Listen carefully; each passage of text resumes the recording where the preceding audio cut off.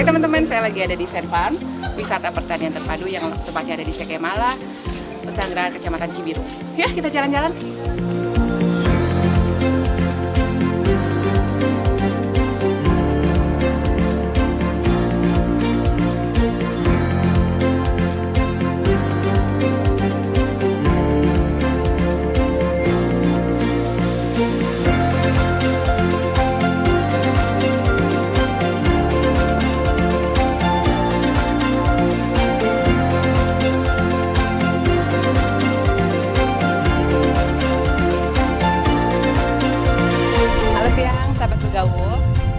Siang ini saya ada di Sen Farm bersama Kepala Dinas Pangan dan Pertanian Dispangkan, Bapak Ginting Ginanjar. Selamat siang, Pak.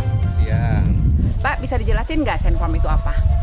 Iya, terima kasih. Jadi Sen Farm ini kepanjangan dari Sekemala Integrated Farming. Jadi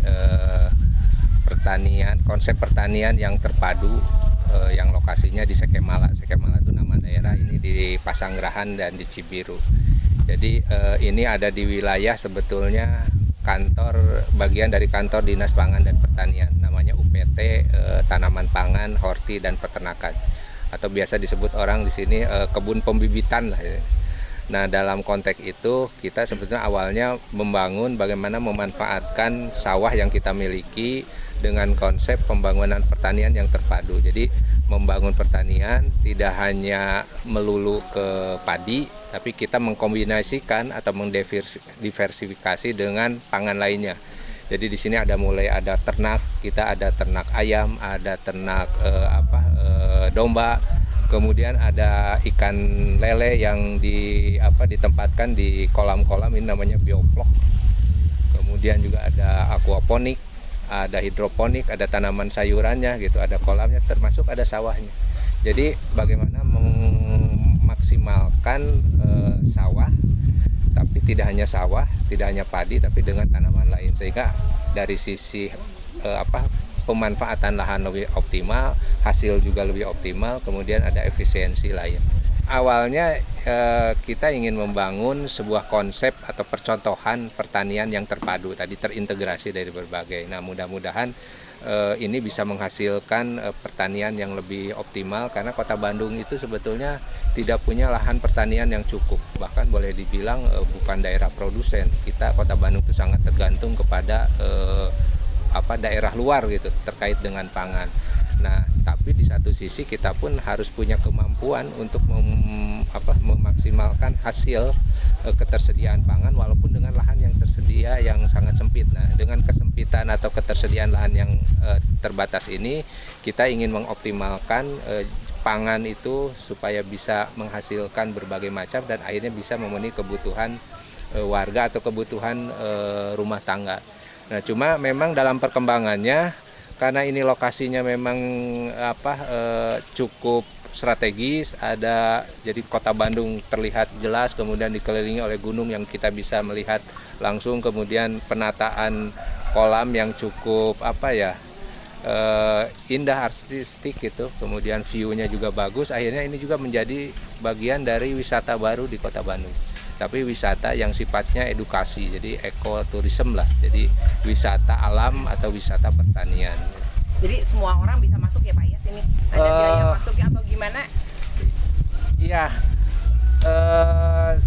ya ini karena berkembang ini menjadi tempat tujuan orang berkunjung ke sini, ya akhirnya kita membuka diri ini untuk dikunjungi, walaupun sebetulnya ini kan kantor ya, pembibitan namanya, sehingga kita ya tetap bahwa keberadaan kantor atau pembibitan ini tetap berjalan, tapi orang yang berkunjung juga tetap bisa dilayani. Akhirnya kita membuka layanan walaupun terbatas gitu ya. Jadi dari hari kita membuka setiap hari, tapi hanya hari Senin kita tutup karena hari Senin kita perlu recovery dan pembenahan. Kemudian Selasa sampai Jumat kita buka mulai jam 9 sampai jam 16.30 sesuai dengan jam kantor.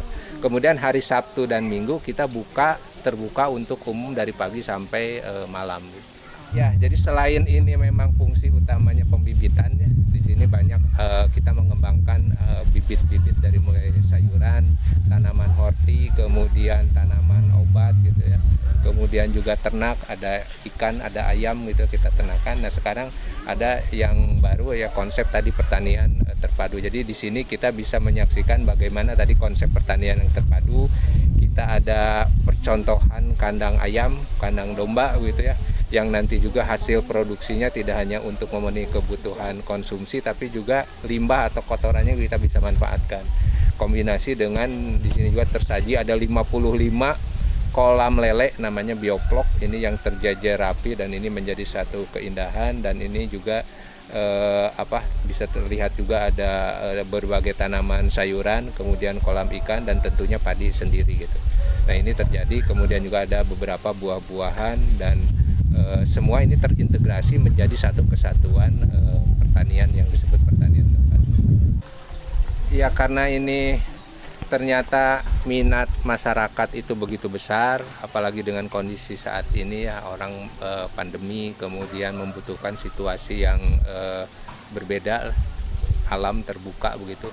Nah, karena juga ini kita melihat potensi yang ada, kemungkinan juga kita akan mencoba mengembangkan ini lebih lanjut untuk sebagai tempat rekreasi yang sifatnya edukasi gitu. Kita akan coba mengembangkan lebih lanjut karena kita di belakang ini punya view Gunung Manglayang yang sangat indah. Jadi ke depan kita akan coba membangun semacam ada camping ground gitu. Tapi di sana tidak hanya untuk bercamping, tapi masyarakat atau siapa yang bercamping itu bisa sambil belajar bagaimana cara bertani, bagaimana cara berhidroponik dan sebagainya. Kemudian kita akan membuat trek gitu untuk jalan keluarga gitu, untuk jalan kaki sampai ke atas bukit di bawah kaki Manglayang. Rencana kita ke depan itu, tapi mudah-mudahan memang ada pihak lain yang bisa bisa berkolaborasi lah, bisa membantu terkait dengan tadi harapan atau cita-cita kita ke depan. Karena kita ini pemerintah ya agak sulit kalau untuk mengembangkan sendiri gitu.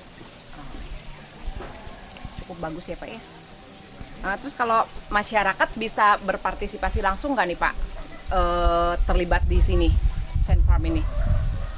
Iya, jadi selain memang kita menerima kunjungan yang tadi waktunya kita sudah tetapkan, kita juga mencoba walaupun ini belum berkembang karena ini memang masih sangat baru, tapi insya Allah ke depan kita tentunya juga akan mengembangkan masyarakat sekitar, terutama budaya di daerah sekitar sini.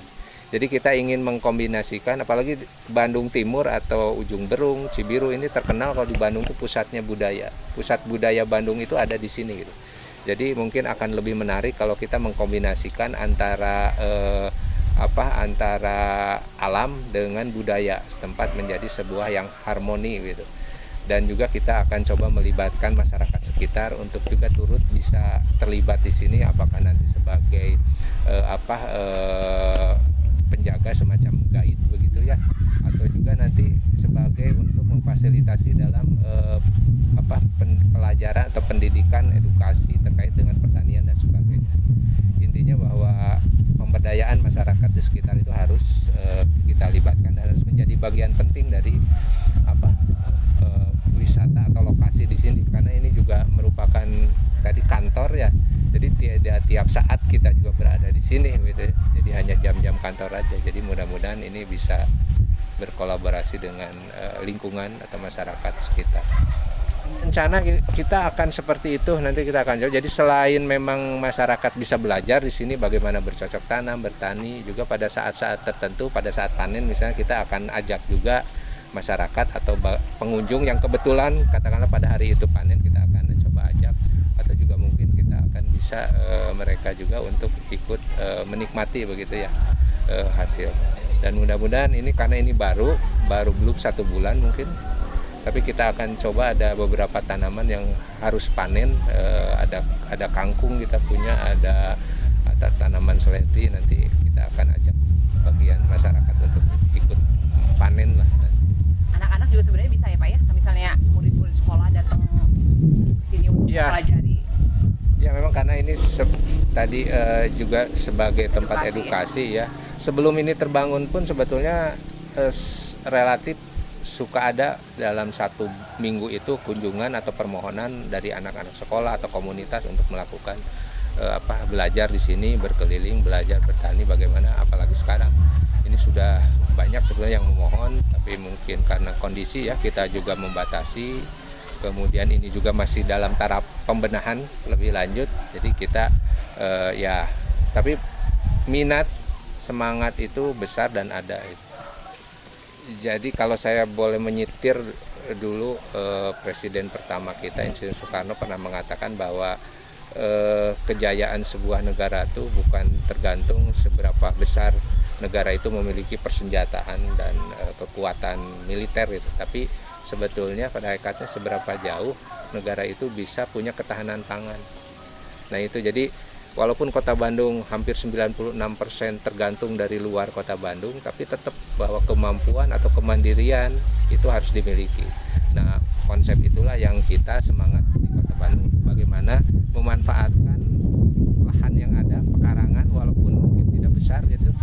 Karena keunikannya itu justru di Kota Bandung dengan lahan yang terbatas, bahkan tidak punya lahan terbuka, misalnya tidak punya tanah di depan, tapi dengan menggunakan wadah sederhana, barang bekas itu bisa menjadi media untuk bertanam, dan itu sudah banyak berhasil. Di sini juga nanti bisa terlihat percontohan seperti itu tuh. Di situ ada yang namanya OTG itu yang ember disusun. Itu untuk mensiasati kita yang tidak punya lahan tapi bisa memanfaatkan barang bekas itu menjadi media bertanam, termasuk malah itu kombinasi dengan pengolahan sampah. Itu unik, namanya OTG, itu organic tower garden. Jadi organic tower ya karena bentuknya panjang, garden berkebun. Nah itu salah satu jadi sangat besar peluang walaupun kita kota gitu yang tadi tidak punya lahan tapi bisa dikembangkan menjadi sebuah gerakan untuk bercocok tanam atau berurban farming. Terus kayak tanaman gini ya dijual juga nggak sih Pak? Misalnya ada yang mau beli nih, pengunjung misalnya gitu. Bibit-bibitnya bisa dijual nggak? Soalnya kan sekarang kondisi kayak gini, orang lebih banyak bercocok tanam.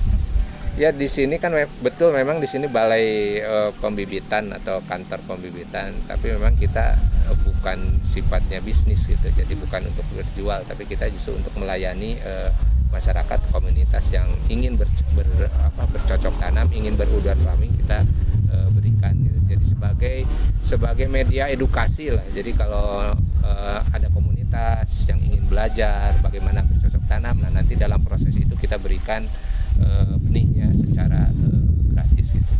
Tapi kalaupun untuk membeli sekarang tuh karena dengan kondisi seperti sekarang banyak sekarang karena minat banyak sekarang tuh relatif mudah lah. Sayuran kita bisa beli bibit atau benihnya juga tersedia di tempat umum dan sangat mudah, asal ada kemauan saja sebetulnya sekarang. Kecukupan ketersediaan pangan itu kan sebuah keharusan ya, jadi seberapapun dimanapun kita berada, kebutuhan pangan itu kebutuhan primer, itu harus tersedia. Walaupun selama ini Kota Bandung seolah-olah tercukupi oleh distribusi dari luar, tapi juga kita bisa bayangkan kalau suatu saat distribusi itu atau kiriman pangan dari luar itu terhenti atau tidak ada, atau mereka pun juga membutuhkan untuk kebutuhan sendiri, bagaimana kita bisa memenuhi sendiri Kota Bandung. Nah jadi diharapkan dengan semangat kebersamaan masyarakat Kota Bandung punya keinginan, minat untuk memanfaatkan pekarangan rumah, halaman sekitar atau di pemukiman gitu, di antara warga ada lahan kosong, ada lahan tidak produktif, itu biasa dimanfaatkan untuk bercocok tanam, berurban farming. Atau di kita sekarang yang mana tuh buruan sae. Jadi memanfaatkan buruan menjadi sebuah yang sae itu bagus gitu, tertata. Kemudian juga akronim dari sae itu bisa menjadi sebuah tanaman atau urban farming yang sehat, alami dan ekonomis. Ini ekonomis juga menarik karena ternyata sekarang itu selain memang untuk memenuhi kebutuhan keseharian, dengan bertanam di perkotaan juga ini menjadi nilai ekonomis yang tinggi sekarang. Jadi selain memenuhi kebutuhannya, bisa diperjualbelikan, bisa meningkatkan nilai gizi keluarga, lingkungan, kemudian juga yang penting sekarang bisa menjadi tempat edukasi atau wisata. Jadi beberapa tempat kelompok berkebun itu tidak hanya datang melihat bagaimana budidaya, tapi melihat lingkungan, penataan, keunikannya itu juga menjadi sesuatu yang menarik dan banyak dikunjungi oleh orang. Jadi indeks kebahagiaan meningkat, begitu ya, tingkat konsumsi juga bisa terpenuhi. Jadi sebetulnya lebih produktif daripada waspada, kita mencintai katakanlah tanaman hias. Kalau istilah Pak Wali itu tanaman hias itu hanya ngeunah di deuleu. Jadi nganah pohon deuleu we cuma dilihatnya. Tapi kalau dengan pangan, dengan sayuran Dimakan bisa ya Pak? Ya dilihat juga indah, juga punya nilai ekonomis atau nilai gizi lah gitu, bisa dimakan, apa tadi bisa juga dijual dan sebagainya. Ya, untuk warga Kota Bandung termasuk kaum muda, kaum milenial, saya mengajak untuk mulai sekarang kita mulai mencintai Kota Bandung dengan cara memanfaatkan pekarangan yang ada di sekitar rumah, baik itu juga termasuk di atap rumah, dimanapun juga di pekarangan lingkungan, tanah-tanah tidak produktif untuk ditanami tanaman sayuran, dan tidak hanya sayuran tapi bisa dimanfaatkan juga untuk ikan, untuk ternak ayam. Dan kita Kota Bandung sudah menyediakan yang namanya program buruan saya, jadi memanfaatkan pekarangan untuk menjadi sesuatu yang lebih bermanfaat untuk ketahanan atau kecukupan konsumsi keluarga. Dan bertanam atau berkebun di kota ini sangat mudah, keren sebetulnya, tidak perlu harus berkotor-kotor gitu dengan memanfaatkan lahan yang ada, tidak perlu harus pengolahan lahan tanah yang berat gitu. Bisa dikelola secara sederhana, menyenangkan, kemudian yang lebih penting lagi hasilnya lebih cepat bisa kita peroleh. Jadi dalam waktu kurang dari 1 bulan kita bisa panen dan kita bisa manfaatkan untuk kebutuhan kita, juga untuk kebutuhan lingkungan sekitar. Tentunya makanan itu juga lebih sehat, lebih alami, dan punya nilai ekonomis yang lebih. Apalagi dengan suasana yang sekarang orang cenderung untuk di rumah, pandemi ini bisa menjadi sebuah kegiatan yang tidak hanya positif tapi punya nilai yang lebih. Kebahagiaan kita bisa bertambah, hubungan kita dengan warga masih bisa meningkat, dan tentunya juga tadi ketersediaan pangan, kecukupan pangan, ketahanan pangan.